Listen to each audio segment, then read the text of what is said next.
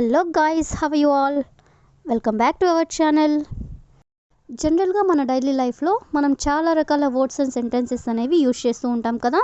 So అలాంటి words and సెంటెన్సెస్లో నుంచి నేను కొన్ని వర్డ్స్ తీసుకొని వాటికి సంబంధించిన కొన్ని ఎగ్జాంపుల్ సెంటెన్సెస్ అనేవి మీకు క్లియర్గా చెప్తాను. మీరైతే ఈ వీడియోని స్కిప్ చేయకుండా ఎండ్ వరకు చూడడానికి ప్రయత్నించండి. మరెందుకు ఆలస్యం, let's go to the topic. First sentence ఒకసారి చూడండి. మీరు నాకు సహాయం చేసి ఉండొచ్చు కానీ చేయలేదు. అదేవిధంగా ఆమె ముందే కాల్ చేసి ఉండొచ్చు కానీ చేయలేదు. ఈ విధంగా అనమాట. అంటే ఏదైనా ఒక పని ముందే చేసి ఉండొచ్చు కానీ చేయలేదు అని ఈ విధంగా మనం చాలా సందర్భంలో చెప్తూ ఉంటాం కదా. సో ఇలాంటి సెంటెన్సెస్ని మనం ఇంగ్లీష్లో ఎలా చెప్పాలో మరికొన్ని ఎగ్జాంపుల్ సెంటెన్సెస్ ద్వారా తెలుసుకుందాం. సో ఫస్ట్ సెంటెన్స్, తనకు తానే కార్ని రిపేర్ చేసి ఉండొచ్చు కానీ చేయలేదు. అతను తనకు తానే కార్ని రిపేర్ చేసి ఉండొచ్చు కానీ చేయలేదు అని దాన్ని మనం ఇంగ్లీష్లో he could have repaired the car himself but he didn't. He could have repaired the car అంటే అతను కార్ రిపేర్ చేసి ఉండొచ్చు. హిమ్సెల్ఫ్ అంటే తనకు తానే, బట్ హీ డిడ్ంట్ అంటే కానీ అతను చేయలేదు అని. అదేవిధంగా నెక్స్ట్ వన్, నువ్వు డబ్బు సేవ్ చేసి ఉండొచ్చు కానీ చేయలేదు. నువ్వు డబ్బుని సేవ్ చేసి ఉండొచ్చు కానీ చేయలేదు అనేదాన్ని you could have saved the money but you didn't.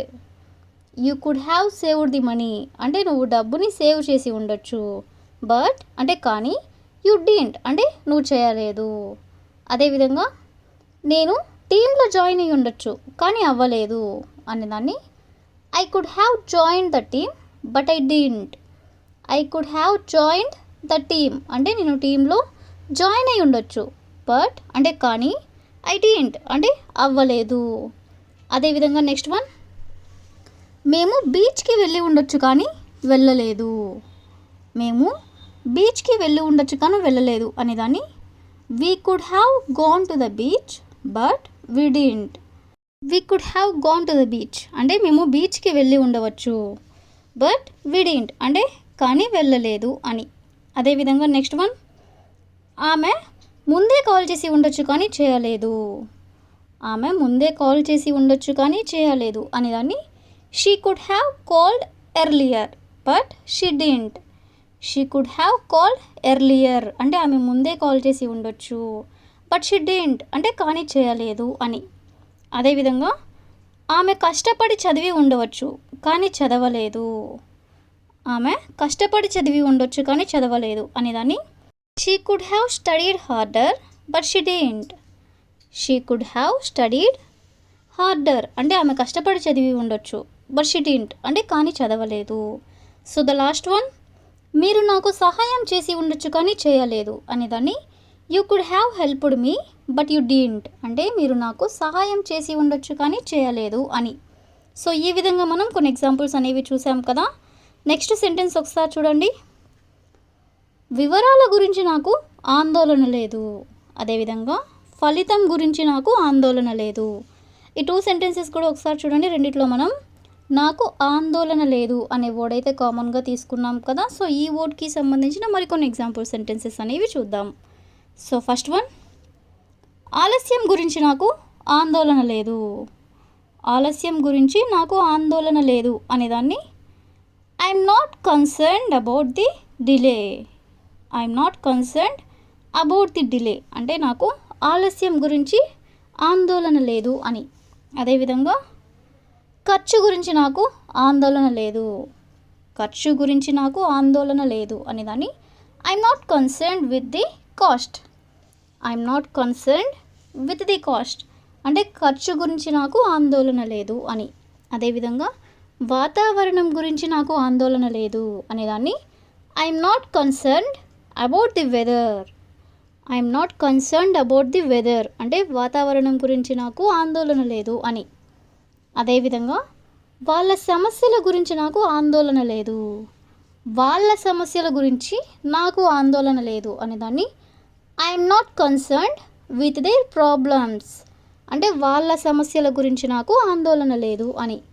అదేవిధంగా ఆమె అభిప్రాయం గురించి నాకు ఆందోళన లేదు అనేదాన్ని I'm not concerned about her opinion.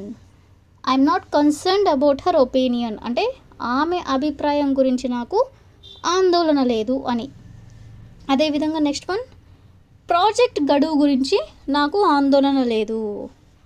Project గడువు గురించి నాకు ఆందోళన లేదు అనేదాన్ని I'm not concerned with the project dead line. Project dead line అంటే ప్రాజెక్ట్ గడువు. ఐఎమ్ నాట్ కన్సర్న్డ్ అంటే నాకు ఆందోళన లేదు. అదేవిధంగా ఫలితం గురించి నాకు ఆందోళన లేదు అనేదాన్ని I'm not concerned about the outcome. Outcome అంటే ఫలితం. ఐఎమ్ నాట్ కన్సర్న్డ్ అంటే నాకు ఆందోళన లేదు. అదేవిధంగా లాస్ట్ వన్, వివరాల గురించి నాకు ఆందోళన లేదు అనేదాన్ని I'm not concerned with the details. I'm not concerned with the details అంటే వివరాల గురించి నాకు ఆందోళన లేదు అని. సో ఈ విధంగా మనం నాకు ఆందోళన లేదు అనే వర్డ్ని తీసుకుని దానికి సంబంధించిన కొన్ని ఎగ్జాంపుల్ సెంటెన్సెస్ అనేవి చూసాం కదా. నెక్స్ట్ సెంటెన్స్ ఒకసారి చూడండి. మాకు పొరుగు వారితో మంచి సంబంధాలు ఉన్నాయి. అదేవిధంగా విభేదాలు ఉన్నప్పటికీ వాళ్ళు మంచి సంబంధాలతో ఉన్నారు. విభేదాలు ఉన్నప్పటికీ కూడా వాళ్ళు మంచి సంబంధాలతో ఉన్నారు. అంటే ఈ టూ సెంటెన్సెస్లో కూడా మనం మంచి సంబంధం అనేది కామన్గా ఉంది కదా. సో ఈ వర్డ్కి సంబంధించిన మరికొన్ని ఎగ్జాంపుల్ సెంటెన్సెస్ అనేవి చూద్దాం. సో ఫస్ట్ వన్, మేము మంచి సంబంధాలతో ఉన్నాము అని చెప్పాలనుకున్నప్పుడు we were on good terms. We were on good terms అంటే మేము మంచి సంబంధాలతో ఉన్నాము అని. అదేవిధంగా వాళ్ళు సమావేశాన్ని మంచి సంబంధాలతో ముగించారు అనేదాన్ని ఇంగ్లీష్లో they ended the meeting on good terms. They ended అంటే వాళ్ళు ఎండ్ చేశారు అంటే ముగించారు. ది మీటింగ్ అంటే సమావేశాన్ని. ఆన్ గుడ్ టర్మ్స్ అంటే మంచి సంబంధాలతో. అదేవిధంగా నెక్స్ట్ వన్, మీ సహ ఉద్యోగులతో మంచి సంబంధాలతో ఉండడం ముఖ్యం.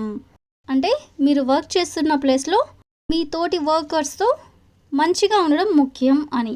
సో దీని ఇంగ్లీష్లో it's important to be on good terms with your colleagues. With your colleagues అంటే మీ సహ ఉద్యోగులు. విత్ యువర్ కొలీగ్స్ అంటే మీ సహ ఉద్యోగులు. It's important to be on good terms అంటే మంచి సంబంధాలతో ఉండడం ముఖ్యం అని. అదేవిధంగా విభేదాలు ఉన్నప్పటికీ వాళ్ళు మంచి సంబంధాలతో ఉన్నారు. దీన్ని మనం ఎగ్జాంపుల్ సెంటెన్స్గా చెప్పుకున్నాం కదా. సో దీని ఇంగ్లీష్లో despite the disagreements they remain on good terms. Despite the disagreements అంటే విభేదాలు ఉన్నప్పటికీ they remain on good terms అంటే వాళ్ళు మంచి సంబంధాలతో ఉన్నారు అని. సో ఈ విధంగా మనం మంచి సంబంధాలతో అనే ఓని కూడా తీసుకొని దానికి సంబంధించిన కొన్ని ఎగ్జాంపుల్ సెంటెన్సెస్ అనేవి చూసాం కదా. So that's all for today. I will ask you a question for you. ఆమె మంచి సంబంధాలతోనే కంపెనీని విడిచిపెట్టింది. ఆమె మంచి సంబంధాలతోనే కంపెనీని విడిచిపెట్టింది.